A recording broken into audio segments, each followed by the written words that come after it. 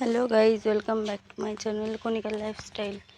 তোমরা সবাই কেমন আছো? আশা করি ভালো আছো, আমিও ভালো আছি। আজকে শ্রাবণ মাসের প্রথম সোমবার।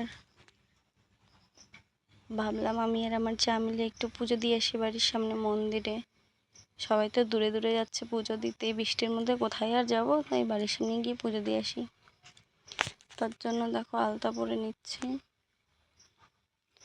তারপরে হালকা একটু সাজুগুজু করে রেডি হয়ে গেলাম।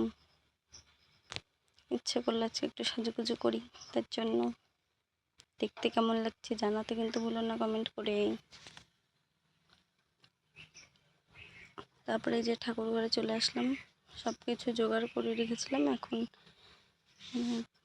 পুজো দিতে বসেছি। আমার পাশে আমার মেজ ভাসুরের ছেলে বসে আছে।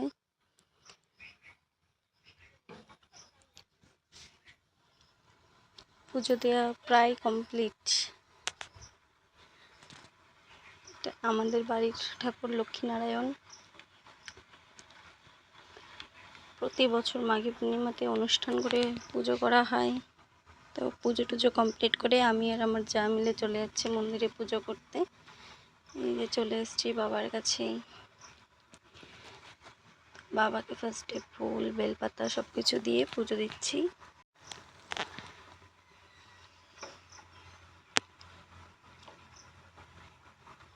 আর এখন যে বৃষ্টি হচ্ছে, এখনই রোদ আবার এখনই বৃষ্টি।